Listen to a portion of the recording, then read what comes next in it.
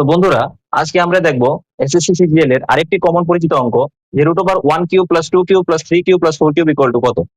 আমরা কি করবো, এটাকে সিম্পল 4 এবং এরপরের সংখ্যাটি কত হবে, লাস্টের 4 এর 5/2 এটা হয়ে যাবে। 2 দিয়ে 4 কে কাটলে 2 ইকুয়াল টু 10। এটা হচ্ছে কেন, দেখো আমরা তোমাকে দেখাই একটু।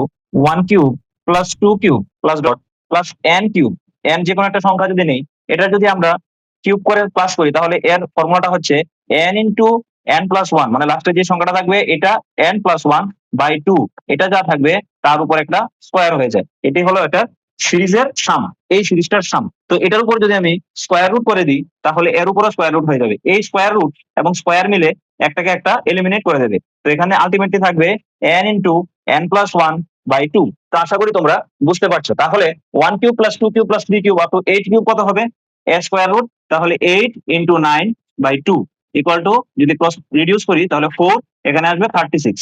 তো ঠিক সেম ভাবে স্কোয়ার রুট অফ 1³ 2³ প্লাস 3³ করতে 11³ এটার ভ্যালু কত আসবে, এটা তোমরা নিচে কমেন্ট বক্সের মধ্যে অঙ্কটার রেজাল্ট জানাবে। আশা করি বুঝতে পারছো। বুঝলে তোমরা এটার আনসার কমেন্ট বক্সের মধ্যে অবশ্যই জানাবে। Thank you.